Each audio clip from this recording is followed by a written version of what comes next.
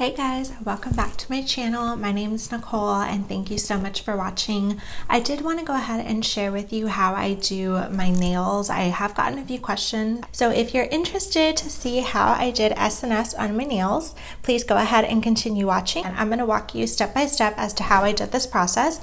It is a little bit challenging and lengthy, so I thought I would go ahead and share my tips and tricks for how I did SNS in the white color on my nail. I have a few products that I'm going to recommend that you pick up if you're interested in doing this at home. So the first step, I did purchase the starter kit on Amazon. I'll leave the link below, but this is a Kiara Sky dip powder set. It comes with 6 polishes and then 5 dip powders, and if you want to purchase additional powders, you can also purchase those on Amazon as well. Sometimes the powder isn't true to the color it turns out, so if anyone leaves photos in the description, definitely check those out just to see what color you are buying and what it looks like once it sets on your nail. To get this white color, I did use the white dip powder in the set, and then I also purchased a clear powder from the same brand. It looks like this. Even though it looks white, it's actually a clear top coat, and I like to do this on top of white just to prevent it from changing color. It kind of protects the color a little bit when you're buffing it out and filing, so it doesn't remove any of that white color that you've already put on. Another one of my favorite colors, holiday time, so I did pick up a red one from Amazon. Definitely check those out.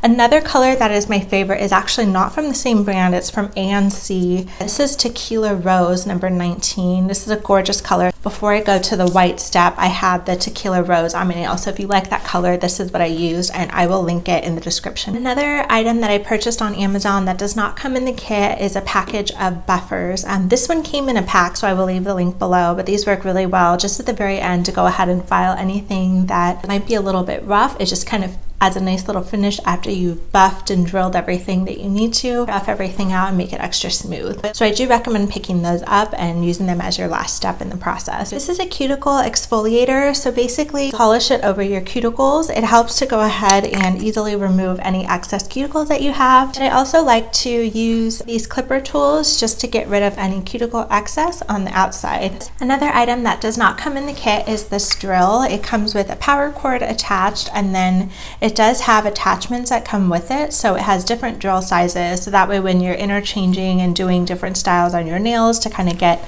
deep in the corner, or if you're just buffing all around, you can use the different attachments that come with it. And the attachments that I use look like this. So you have one that's a little bit skinny, a medium size, and then the big buffer one that I like to do. I like to use this one to go ahead and buff off that top coat before you put the acetone on for the next time when you go to remove your nail. So this is good for shaping the nail as well as buffing off that top coat, that shine that you need to break through for the acetone to work on the nail. So one thing that's important to know whenever you're doing dip powder is eventually you will have to remove it, and in order to remove it, you don't use regular acetone. You'll need to use 100% pure acetone. So I have bought mine from Amazon. I know during quarantine and everything with people doing their nails at home more often, it does tend to sell out, so always check Sally Beauty or any other supply store. The one I have been using is Soak Off, and this is pure acetone, so it does remove that dip powder or even gel polishes that you might have already on your nails. And then I like to use foil that I cut up into 10 pieces before I start the process just to prep everything. The last thing you want to do is get started and in the middle you have to look for items that you need. So I like to prepare and just lay everything out before I get started, have it all ready to go. I do use jumbo cotton balls, and I like to break those in half because the acetone really does soak better when the cotton ball is a little bit smaller. It can fit on your nail and then you can wrap it in the foil that way. From Amazon, I did purchase these where they just clip on your nail. So if you're not experienced in using the foil with the cotton ball on top, I recommend starting off with these. I have found that this takes a little bit longer than doing the foil. It doesn't retain the heat as well, but if you don't feel comfortable doing the foil, like I said, you can always purchase these and get started. They work just as well. I would just leave it on your nail for maybe a little bit longer than I would do if you had foil on instead.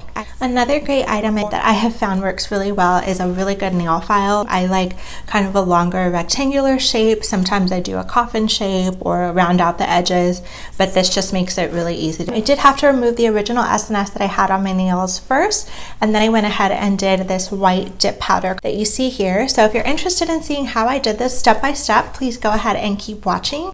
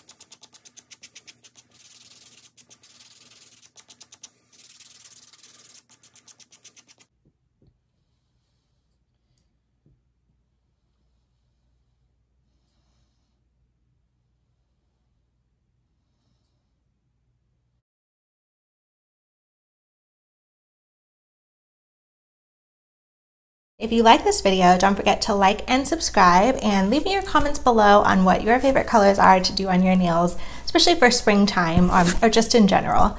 Thank you guys so much for watching.